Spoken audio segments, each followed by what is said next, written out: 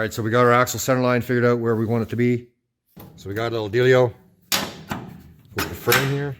Another little dealio, and then another little guy here. And I'll be able to build a tool to hold the axle. So I can make it centered in the car, like this way. And I could make it square and level. I gotta buff this off a little bit so I could slide this ahead. Get that guy off of there. And then what we're gonna do is, tripping on stuff, tack this guy onto here and on the other side as well. I'll actually weld this up. It's just tacked on there with no gas in the welder. That'll allow us to put the axle in the car, to hold it in place. And then we could line it all up, build our things, our stuff. I can put the brackets in where they need to be. And then that'll allow me to slide the axle in the car and position it and do whatever I need to do. And then we're not guessing. We're not measuring the car, then measuring the axle on the floor and figuring it out that way. Then we could start putting in the upper mounts on the axle and start building some bars. Do the 275 6015 drag radials fit on a Fox body? Well, of course they do. You just gotta do some mods. She's sitting in there, she's sitting up against the tub there. And she's hitting in the tub right there, and all the pieces and parts. Sitting on the fender lip. Sorry, quarter panel lip.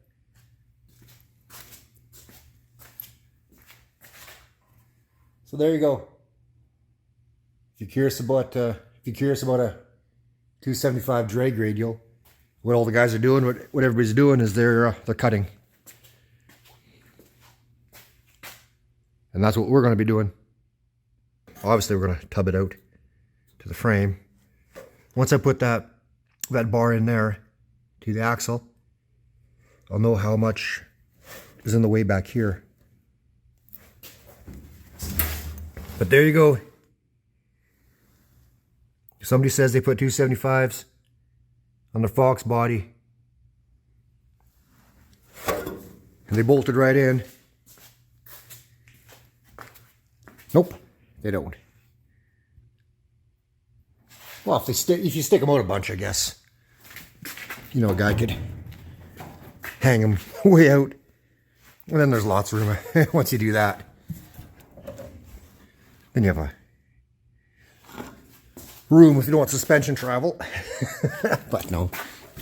So there we go. I'll get oh yeah, we also have her. Let's walk over here. Yeah, that's some dead cans and a bunch of garbage. Gear set, spool showed up, and a disc brake kit for the rear.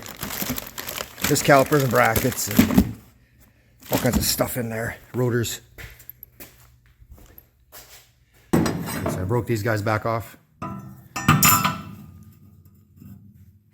I'll slide that pipe. I'll slide that tubing back in there. Then I'll be able to position this where it needs to go. Alright, so we'll slide our tubing in.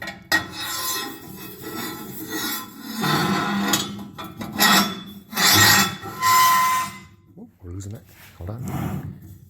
I've got to clamp this down yet, but this just gives you sort of an idea. My thought process. And that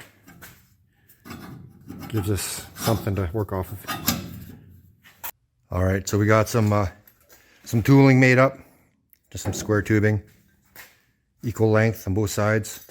Get the axle sort of square where we need it to be.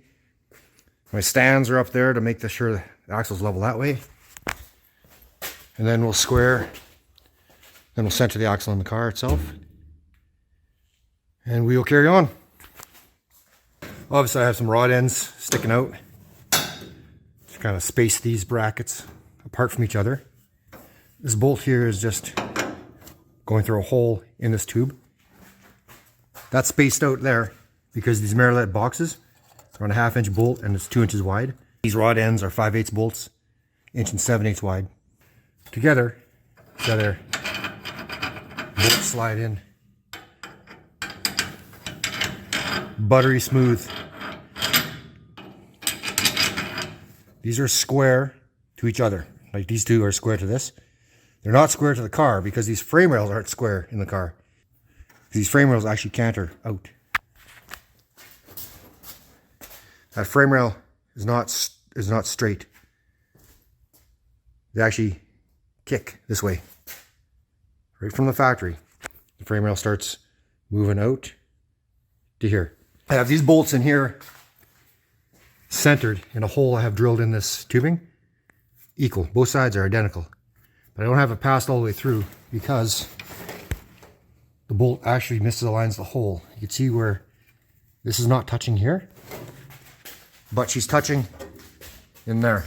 All right, get some light on the situation. You notice that it's not touching here, right? It's not touching against the bracket, but it is touching. Here, if I can reach around here. It is touching against the bracket right there. And that's identical on both sides. This gap is identical on both sides. Not touching there, touching right there. So these axles, so if I were to tighten up the bolt onto here, that would actually canter this bracket. It'll cock it sideways. All I'm using these for is to find out where these brackets have to go on the axle.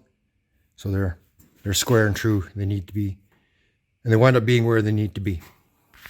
I know they're true to each other because these bolts are buttery smooth. Yes, I need a NOS bolt with a full length shank. These are just standard, regular, everyday bolts. I need a proper NOS bolt. But you kind of get the idea. Pinion stuff. Our yoke, our pinion support. Our center section, our spool. Tire valves. I might go ahead and paint this whole area the gray that I'm going to use. And once the springs come in, we should probably put the front of the car together. I gotta order up some tires, get them in here. I'm not gonna tub out the back until we get this off the rotisserie. If you notice, I've been keeping the car stripped down while it's on the rotisserie. Not hanging anything off the car. A guy could put braces from the A pillar to the B pillar. I could cross brace it, I could corner brace it. We could structurally make the car nice and solid. But that's unnecessary, I feel. I feel it's better to pull it off the rotisserie once we get all the back stuff figured out. And then once we have everything in place where we need it to be, we'll pull her off the rotisserie. I could cut out the wheel wells. We put a cage in the thing, cut out the floor. I can always put it back on the rotisserie. My plan is once it's caged and structurally tied back all back in. Tied back all back in. That's some good diction there. Once it's all caged up and the chassis is all tied back in to itself, then we'll put it back on the rotisserie. And then we'll do the finished stuff like plumbing it, brakes, brake lines. We need a fuel system. We still need possibly water tanks if we're doing a water to air intercooler. We shall see. But we'll get the axle square, get it centered. So the housing itself, I'm not worried about the pinion. The pinion's offset. I'll get the housing square and centered between the torque boxes because I want to have where the brackets wind up on the axle. I want them to be exactly the same. So that's what we're going to do. It's going to be easy to do. I could measure off of many points now. One thing we have to keep into account is where the tire sits in the car. And make sure the axle is pretty much square centered where we want the tire to be.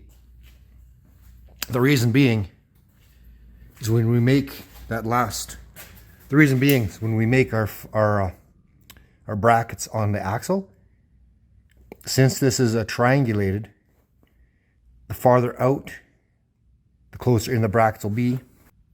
Actually, I kind of messed up the drawing. Let's redo that. So we have our angled brackets on the body. Okay, and then our angled brackets on the axle. Then we'll have our arms in line. Come on. We'll have our arms in line.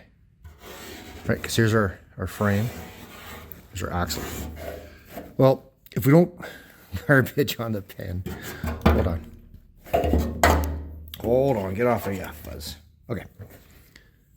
So if you have this axle forward too far, then our brackets are in a wider spot. If we have our axle too far back this way, our brackets in a narrower spot. As long as they're lined up with the torque box and they're square to each other, it doesn't really matter too much, because our rod ends actually have some play in them. The rod end, because it has a spherical end, it could be going off in this direction, straight, or off in this direction. But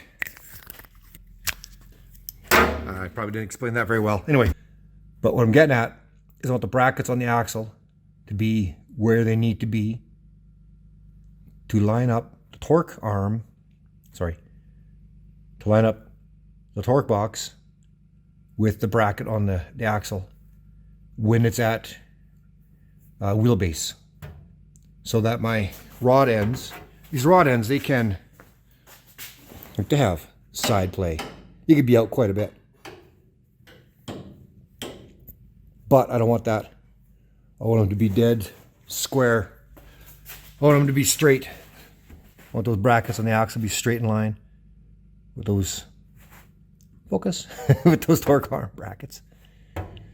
So I'll make a tool coming straight out and then up. And I'll mark where I want them to be. I confirm my axle is a good starting point for wheelbase wise. Have the tire sort of where I want it. A tiny bit more gap in the back, kind of like it in the front there a little bit. Now keep in mind that there's going to be adjustments in the rod ends, and we still have to do a pinion angle on this thing. So I have to leave enough room. I have to leave enough room to adjust the axle back and forth. So this gap will change. I could pinpoint this dead center of the frame. I could pinpoint this dead center of the wheel well with adjustment of the rod ends. We're not there yet. We're just in the initial stages. And we have to keep enough threads, enough adjustment to allow us to adjust pinion angle. Okay, so the rod ends. Oh, that's the left-hand thread. You can tell the left-hand thread because it's got a stripe. And the right-hand thread ones, that's a left-hand thread also. They're all left-hand thread. Anyway, so as you adjust your rod, you only have so many threads. So you have to be careful not to be out too far.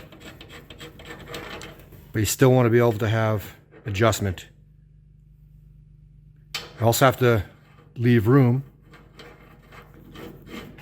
for adjusting from this center line to this center line, as well as this center line to this center line. So if I'm on the center, on the closest holes, at my ride height, with the pinion angle correct, these rod ends, I want them really close, really tight. Probably like that. A couple threads showing, kind of thing, but. So that's kind of, we have to walk up to it, we have to sneak up on it. Because I don't want them threaded out too far. Oh, then you start losing your strength, right? So I come up with a little measuring tool here. Just a chunk of square tubing. And then, oh, go on.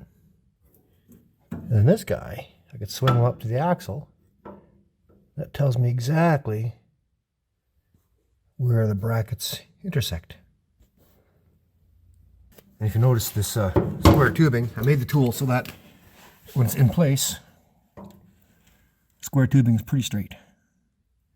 So I'm not skewing the results. I gotta tighten it down. Push her up, tighten her down, and I'll kind of show you. And I got the axle centered in the chassis, so we're creating, building, doing stuff. You might laugh at me, but this is how I'm going to do it, so.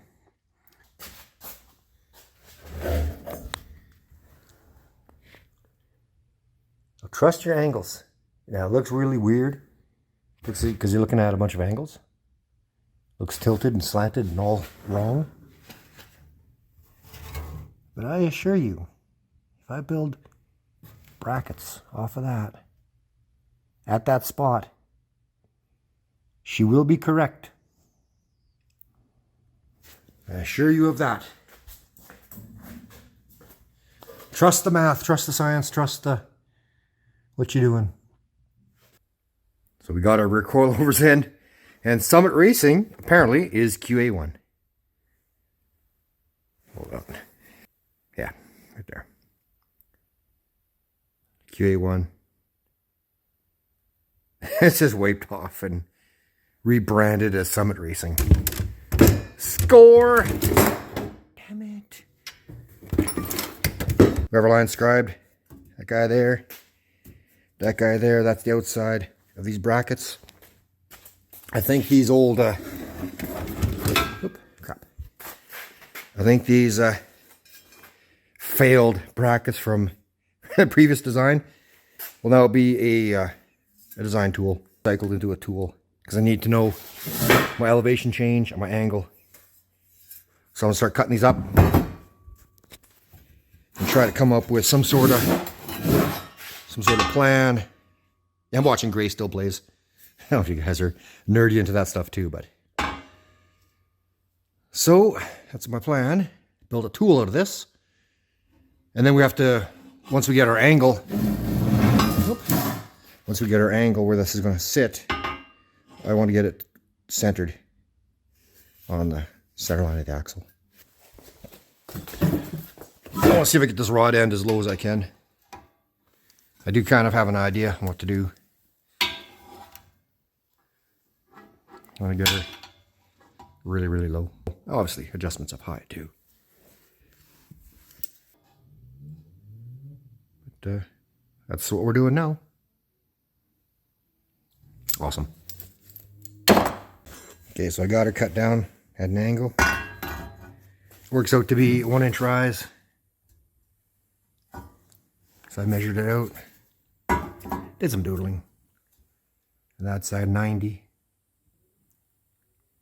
We're not using this material as the actual brackets. We're just using it as something I could visualize. And then I found the center line of the axle. And then I found the center line. And I found the center line of the axle. And I found the center line between these two guys. I just marked them. I just marked them between the rows of holes. And then I found out where the center row of holes. Then I marked where the center row of holes line up to the center of that center line. 3/4 of an inch forward, 3/4 of an inch backward. So the rod end is dead center of the, well, it's one hole forward or one hole behind, if you know what I'm saying. But the space in the center of the holes is right there. So that centers up my bracket. So now I know where I need my holes to be. So now that I know where the holes are going to wind up on the bracket, I got to do some drawing, come up with some bracketry. I want to get this lower, I want to get the lower rod into the axle as well. Like this front hole here. Yeah, listen to OCU, Stronger Than Mafia. If you're into old school rap, check that out. Anyway, that front hole, not the one that's half cut, but that one there, I want to lower it down into the housing. Probably notch the housing. Get that rod end as low as I can. That's my next thing. We got some ideas drawn up. We just have to convert it into metal and see if it works. I'm pretty sure she will. If not, we'll redesign them and carry on. And I miscalculated on my brackets a little bit. That's, you know how it is. Mess around here, mess around there. We'll get her.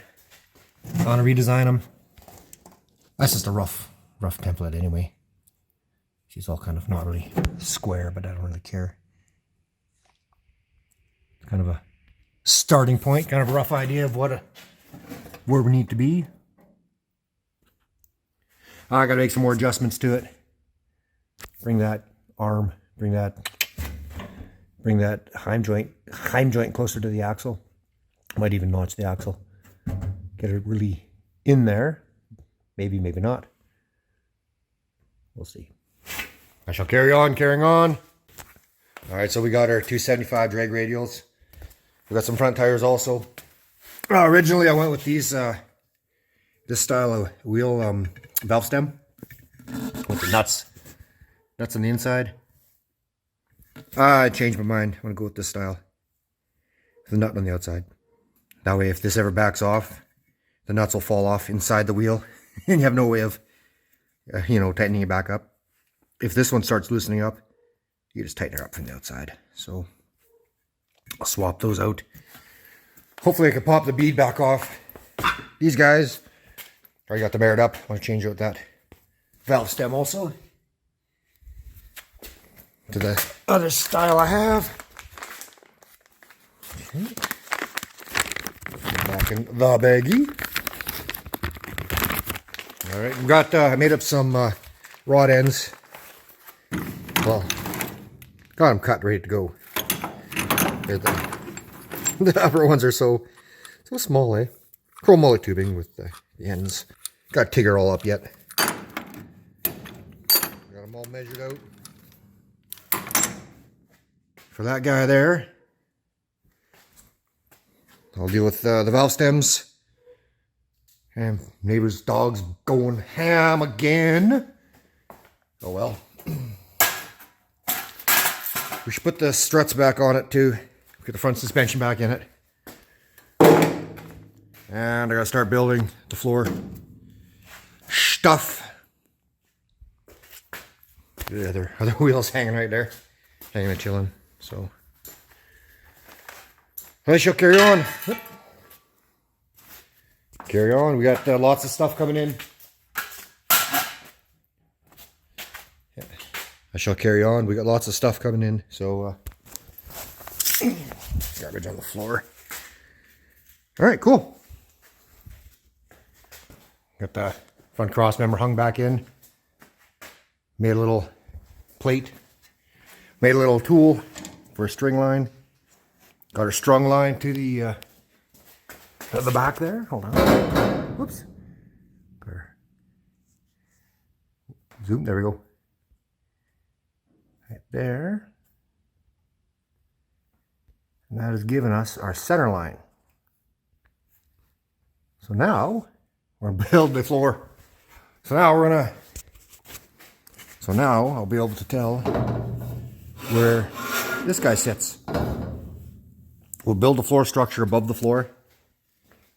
And then we'll take this thing off the rotisserie. And then we'll be able to, once it's off the rotisserie, then we can sink it into the floor where it needs to be. I think I discovered something. These mounts, one is taller than the other one. So those engine mounts from, I'll get there when I get there. So there's where we're at now. We have the axle sitting an inch off the frame. There we are now. We're still putting the axle. We're still fabbing axle stuff. But I'm in the mood start working on the floor structure. So bar 1 is going in first. I need to know where the hump is going to be. That's what we're doing. Cool of the beans, yo.